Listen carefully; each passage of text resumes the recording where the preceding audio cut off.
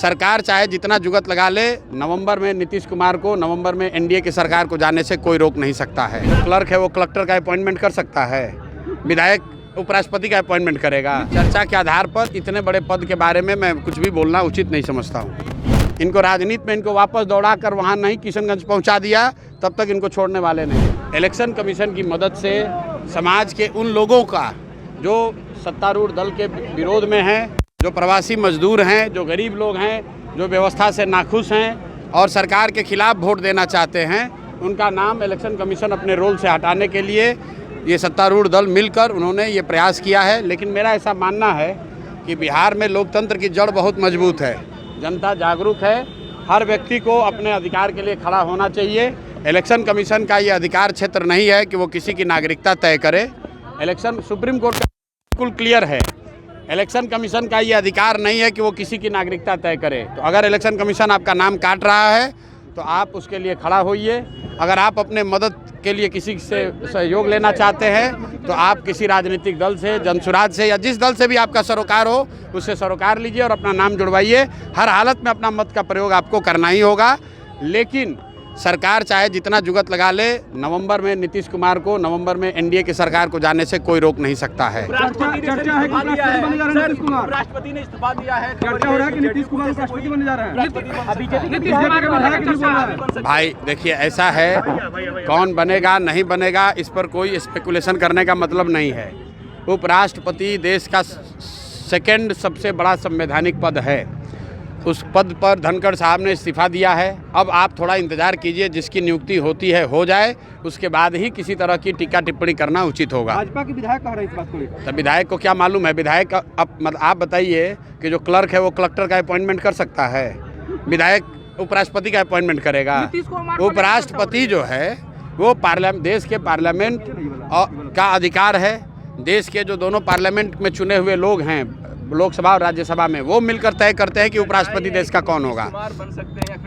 भाई चर्चा तो कुछ भी हो सकती है, चर्चा के आधार पर इतने बड़े पद के बारे में मैं कुछ भी बोलना उचित नहीं समझता हूँ। दिलीप जायसवाल जो है कह रहे हैं कि छिटपुट घटनाएं हो रही हैं, जो अपराधी घटनाएं बदनाम करने के लिए कुछ लोग माहौल बना रहे हैं। भाई दिलीप जायसवाल तो एक कॉलेज पर 25 साल से कब्जा किए हुए हैं, क्या वो भी छिटपुट घटना है?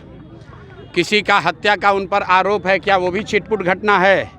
बिहार में 50 से ज़्यादा राजनीतिक परिवार के बच्चों को बिना किसी एडमिशन टेस्ट के मेडिकल कॉलेज में एडमिशन देके डॉक्टरी की डिग्री दी गई है, ये भी छिटपुट घटना है।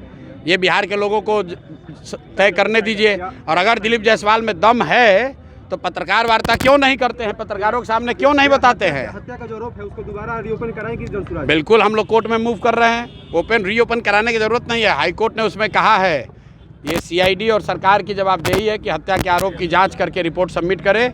अगर उसको सरकार ने नहीं किया है तो जनसुराज कोर्ट में जाएगी। और आपको ये भी बता दें कि अभी दिलीप जायसवाल छुपे हुए हैं, सोच रहे हैं कि ये आंधी हवा है निकल जाएगी, तो अभी थोड़े ही दिन में, अभी डेट आपको बताएंगे, उन पर तीसरा किस्त भी जारी करेंगे। पहला किस्त जारी किए कॉलेज कब्जा का, दूसरा किस्त जारी हुआ राजेश शाह के हत्या का आरोप का, अब तीसरा किस्त आप लोग इंतजार कीजिए, अगले कुछ दिनों में इनका जारी होगा। जब तक ये पद छोड़कर भागेंगे नहीं, इनको राजनीति में इनको वापस दौड़ा कर वहाँ नहीं किशनगंज पहुँचा दिया, तब तक इनको छोड़ने वाले नहीं है।